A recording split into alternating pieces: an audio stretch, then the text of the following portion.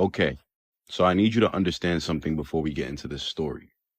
There was a man standing right in front of me, clutching a gun outside after midnight, and I had to talk him down. Me, by myself, while my friends were drunk down the block acting like everything was fine. And the crazy part, none of that was even supposed to happen.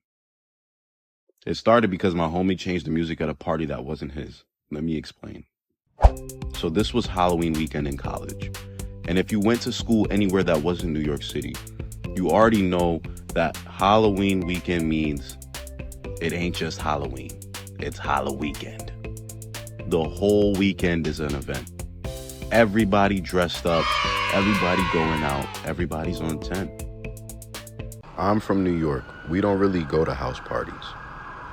You're in an apartment, you have maybe around 600 square feet. Where's anybody going? Unless you're a Nepo baby out in Long Island with a whole backyard, house parties aren't really a thing. So this was already new territory for me.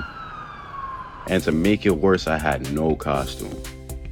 So my boy Jake pulls up and is like, yo, what you got? And as we go through my closet, we're not really finding anything. Then he sees it.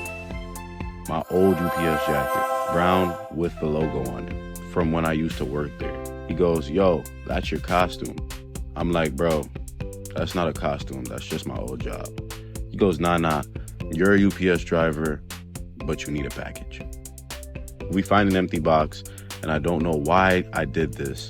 To this day, I still question myself, but I wrote a note and put it inside the box. The note said, the real package is in my pants.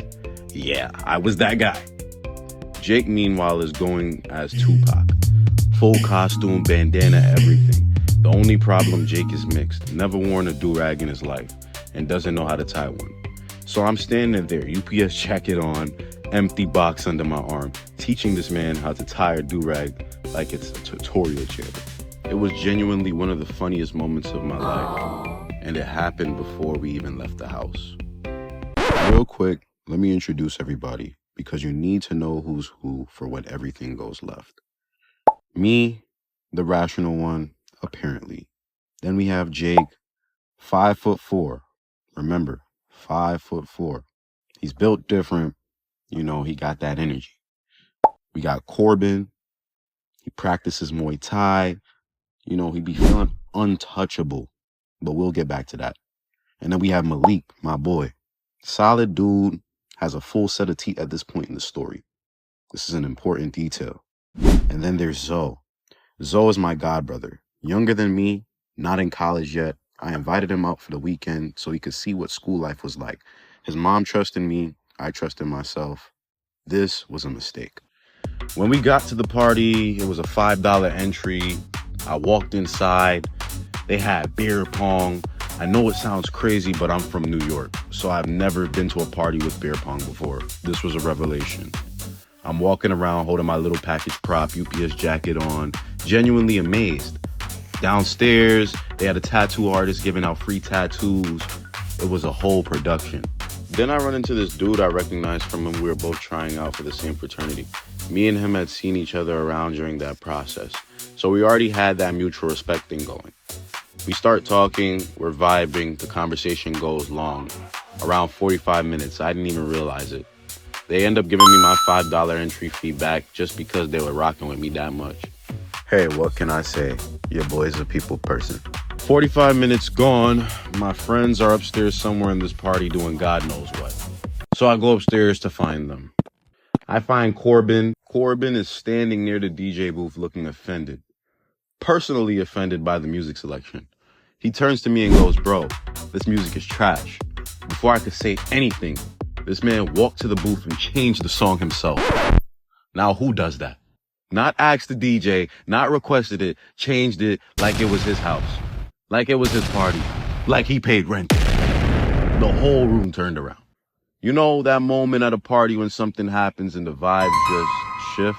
Like the air changes? That was this moment. Everybody looking around like, who did that? Somebody walked up to Corbin talking crazy. Corbin, remember, is feeling himself because of the Muay Thai. He's thinking he's untouchable right now. So instead of de-escalating, he matches the energy and they take it outside to the backyard. We eventually get it calm, get Corbin away from the situation. We think it's over, but it is not over. All right, so fast forward, it's late now. The party's winding down. We're all outside. Me, Jake, Corbin, Malik, and Zoe. There's a big group out front. Neighbors peeking out windows. Somebody definitely called the noise complaint. Now, I need you to remember who Jake is. 5'4", Tupac costume. The man who couldn't tie a do-rag a few hours ago. That Jake. There's a girl nearby getting into it with somebody. Voices raised. The whole thing. I'm not focused on it. I'm just trying to round everybody up so we can dip. I look away for maybe 10 seconds. I look back. The girl reaches for Jake. Jake, 5'4", dressed as Tupac, my boy who I brought to this party, slaps her. Oh! Hard. Bro, I cannot even describe what happened to the energy in that moment. 1 second, it was just a crowd outside at an ending party. The next second, it was like somebody placed a grenade. The entire function turned on us at the same time. 30 people on 5. 30 on 5. And because of Jake. Let me break this down for you. One person runs at me. I use their momentum. I redirected them straight to Corbin. Corbin is now fully in Muay Thai mode, punching the man in the head repeatedly. He's in his calling. Jake, 5'4", the man who started all of this, is out here throwing straight haymakers. I'm watching this man who barely reaches my shoulder just connecting on people like he didn't just cause a riot. I don't know if it was adrenaline or the audacity, but Jake was not playing. Malik is grabbing people, trying to create space, trying to get people off of him. And me, I'm in the middle of it all, trying to control the situation while also physically fighting and also, most importantly, trying to find my godbrother Zoe.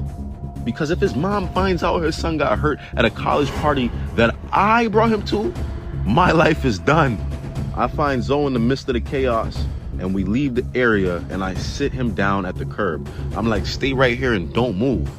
I want you to keep in mind, everyone at this function is most likely drunk or high. He looks up at me and goes, I'm not joking. I slapped that guy. I'm like, what? He keeps repeating, I slapped him. I don't know. I slapped him. I said, I don't care. Sit down. I slapped him. I slapped him. Fast forward, I get back into the mix and find Jake. His shoulder is dislocated, popped clean out of socket.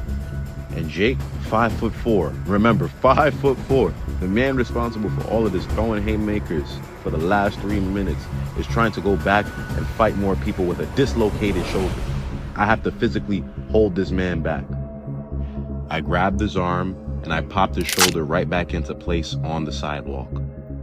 He looked at me for a second and then tried to go back. I said, Jake, walk. We are walking.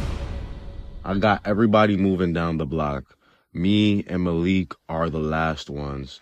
Malik is looking at me and I notice his tooth is gone. Not chipped, gone, like missing from his mouth. He was near some shrubs looking for the tooth. Luckily, he found it. And this is where the story almost ended differently. I go back to talk to the guys from the function, the ones who vouched for me earlier. I'm trying to understand what just happened. Maybe smooth things over, get some kind of closure on the situation. And I noticed one of the dudes in the circle is not making eye contact. He's quiet.